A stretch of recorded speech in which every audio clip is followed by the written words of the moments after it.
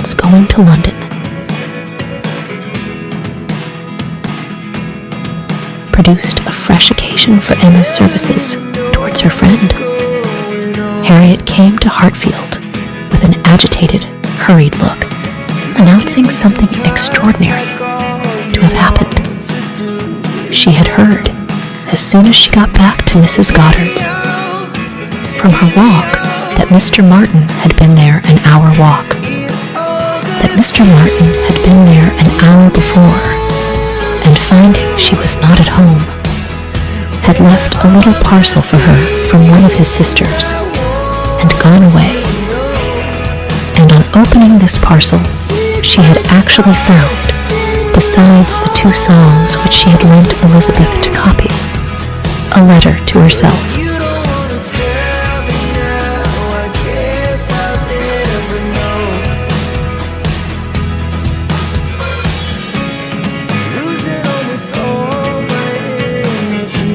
And this letter was from Mr. Martin, and contained a direct proposal of marriage. Who could have thought it? She was so surprised she did not know what to do. And he wrote as if he really loved her very much, but she did not know. And so she was come fast as she could to ask Miss Woodhouse what she should do.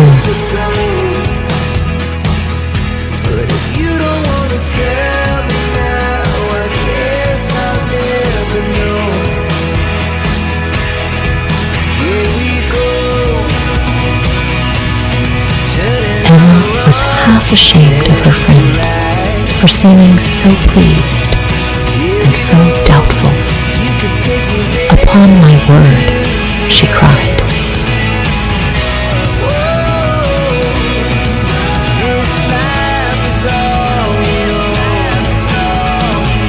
The young man is determined not to lose anything for want of asking.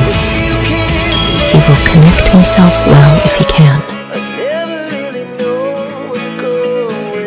"Will you read the letter?" cried Harriet. "Pray do. I'd rather you would."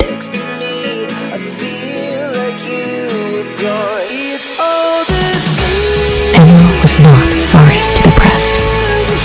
She read, and was surprised. The style of the letter was much above her expectation. It was a composition that would not have disgraced a gentleman, and the sentiments it conveyed very much to the credit of the writer. She paused over it, while Harriet stood anxiously watching for her opinion.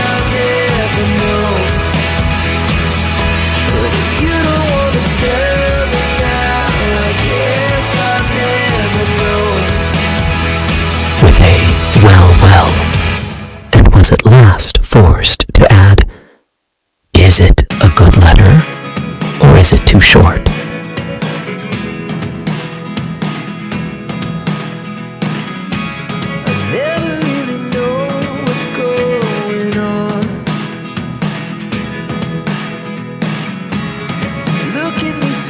"Yes, indeed, a very good letter," replied Emma rather slowly. "I can hardly imagine the young man whom I saw talking with you the other day could express himself so well."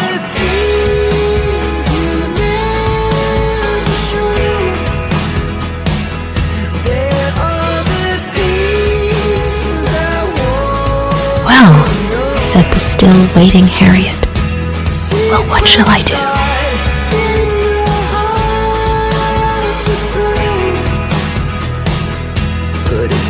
"But what are you in doubt of?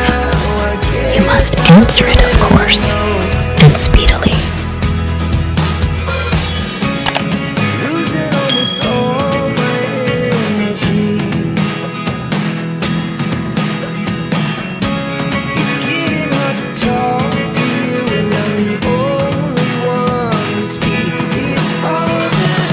Yes, but what shall I say?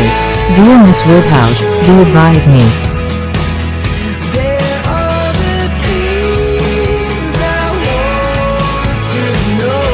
Oh no, no.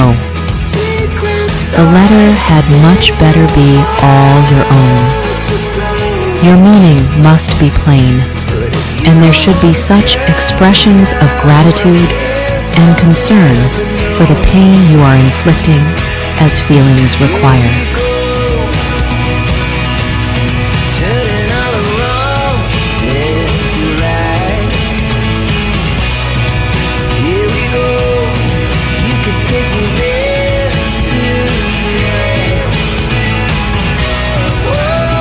You think I ought to refuse him then, said Harriet, looking down.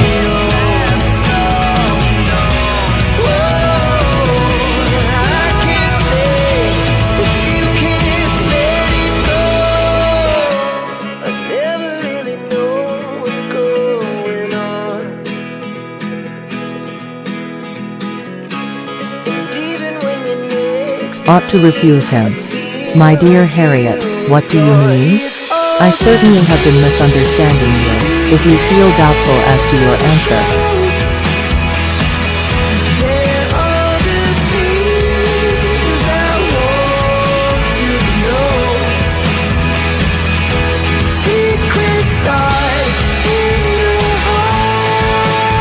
Harriet was silent. With a little reserve of manner, Emma continued, "You mean to return a favorable answer, I collect."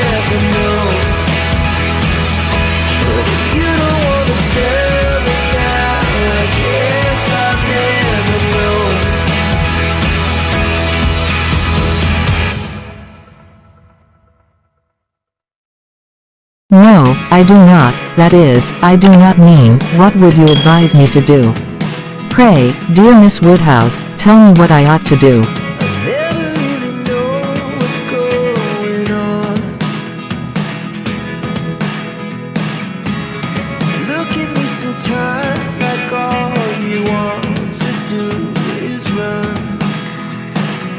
I shall not give you any advice, Harriet, this is a point which you must settle with your feelings.